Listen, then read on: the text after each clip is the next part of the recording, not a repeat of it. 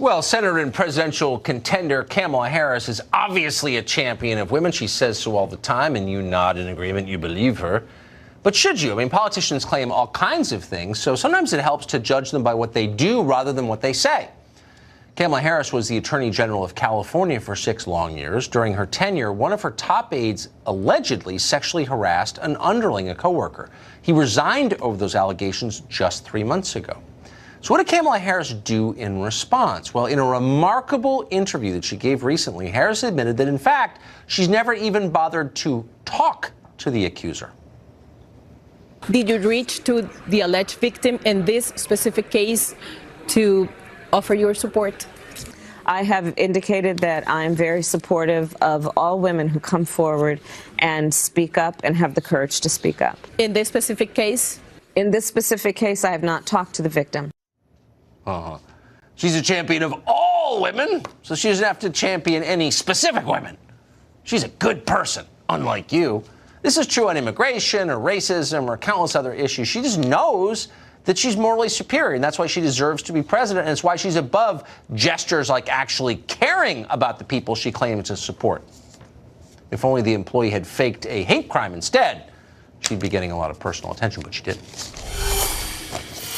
Well, Hillary Clinton's never-ending blame tour across America is premised on the idea that she's very popular and was robbed of the presidency in 2016 by underhanded means, and that you feel very sorry for her because her dreams have been dashed. But increasingly, even Democrats just want her to go away. They said it on CNN recently. Watch this.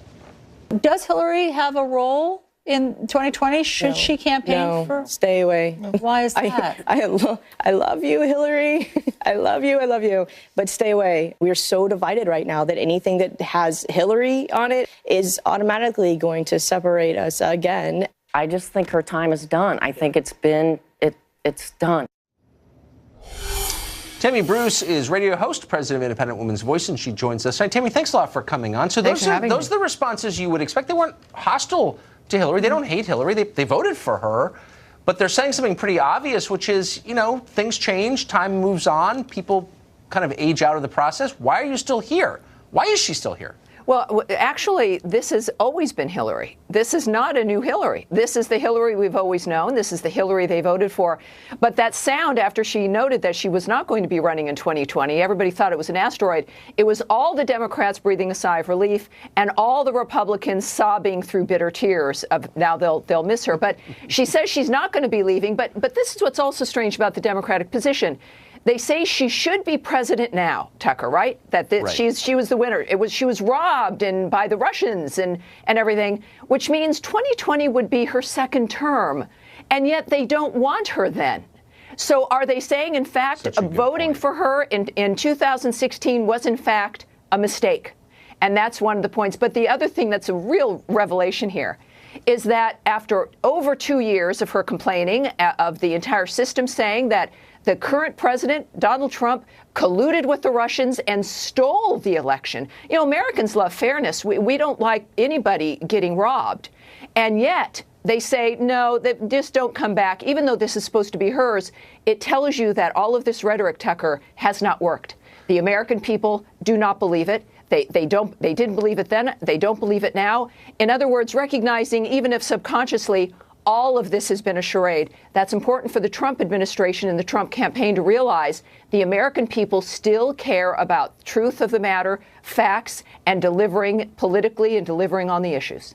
It's so interesting, though. I never thought of the point you just made, but if they really believed what they were saying about Russian collusion and the theft of the election, the hacking of our democracy, they would insist that Hillary, by definition, would be the nominee, right? So they don't even believe it. You know, exactly. I mean, we would be in the streets. Who wouldn't be? In other words, it's almost like a cognitive dissonance in a sense, like an agreement, a suspension of disbelief, I should say. Like when you go into the movies, you really know it's not real life, but you're going to allow yourself to believe so for a minute because it'll be fun for 2 hours.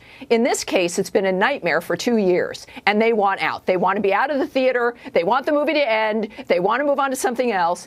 And the Trump administration, and this is what we care about, regardless of what your party is, We want the future back for our families. We want the economy to be better. We want this nonsense to end. What the Democrats are planning in the House is going to be a disaster. They've created now not just the fact that it is a witch hunt, but they've created an enemies list with the 81 individuals and entities that they're going to, try to persecute for material on Trump. It's a remarkable thing that they've accomplished. That is not what I think most Americans would agree. That's not why they hired those people to go to the House of Representatives. No, probably not. And my feelings are hurt that you and I were left off the enemies list. I know. So I was looking for my name. We weren't there. Maybe Jerry Nadler can rectify that. Hi. It's great to Tammy Bruce, the great Tammy Bruce. Thank you, Tucker. Thank you.